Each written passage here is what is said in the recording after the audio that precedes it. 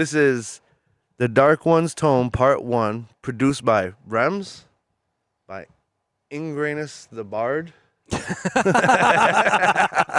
I'm always so good at you. Hey, man, we're chilling.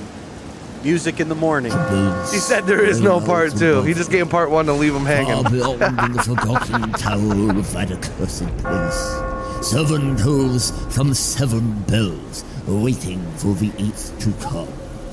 The cacophonous drone resonated within the bleak and tired chamber, shaking him to his very core.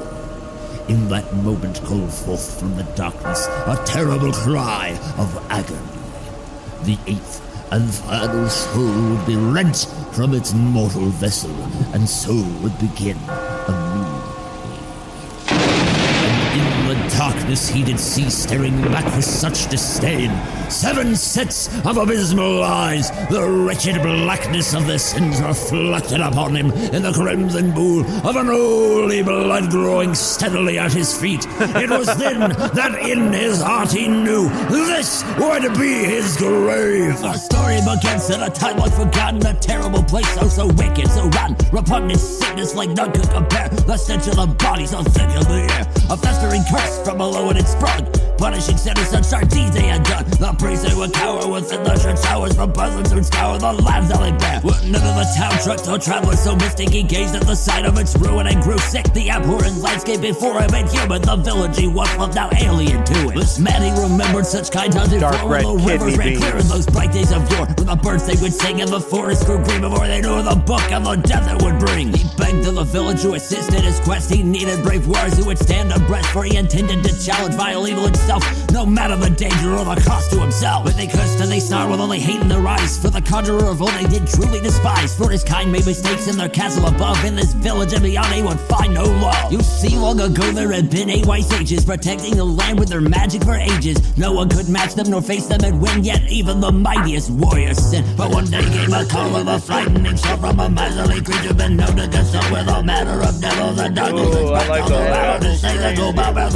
He brought them a book from a faraway place where even its legend dared not to escape. Deep underground in a cavernous pit, a nightmarish land where reality split. Something from beyond did whisper in secret commands of such power that whoever so reads it will gain magic from pin form and flesh to behold. A great temptation for those wizards of old. Their eyes glistened with greed and the promise of power as that horrible creature bowed down in their tower. Such was their temptation, those covetous mages. They opened the book and they read from its pages. A darkness burst out of the book and consumed nearly every living thing inside of that room, ripping skin from muscle and muscles from bone. In one terrifying instance the sages were overthrown. The 8th and youngest of the sages was disgusted and horrified by the sight before him, fleeing the castle before he too fell prey to the darkness.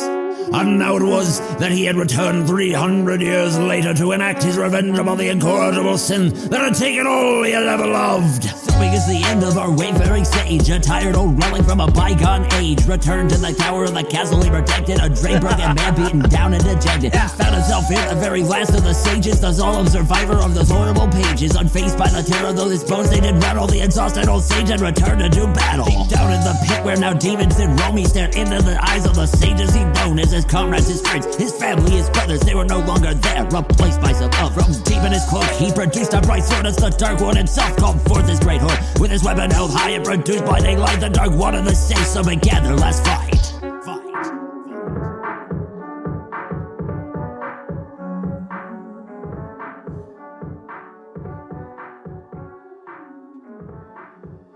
You know, we've been getting a lot of it. It's like, that's some shit I can turn on Halloween night. Yeah, it's something like I'd have to listen to a couple of times to kind of be with the story, you know what I mean?